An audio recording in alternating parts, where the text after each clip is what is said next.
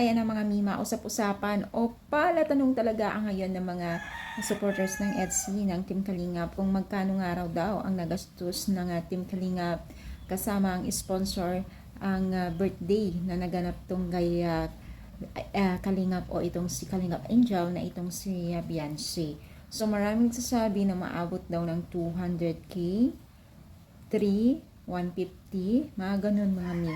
So hindi yan bababa sa 100. Yes, mga mima, tingin natin ha, kasi sa panahon ngayon kasi gastos na, napakamahal na po ng mga babayaran o mga binibili.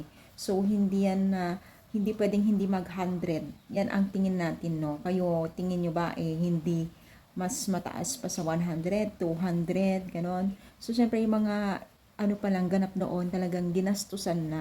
Kita naman natin, 'di ba? Hindi biro, parang daig pa lang kinasal.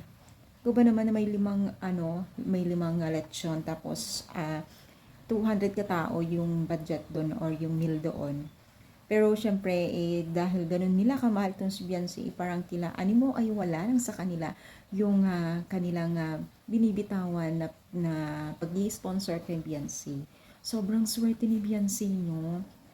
Parang siya yung pinakamalaki ng gastos siguro sa mga uh, na pa-birthdayan ng Kim Kalingap. Kasi talagang ang daming ganap sa birthday niya.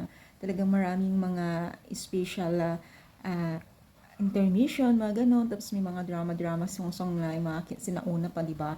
Talagang pinaganda yung mga props pa lang nun talagang ginastusan din, di ba?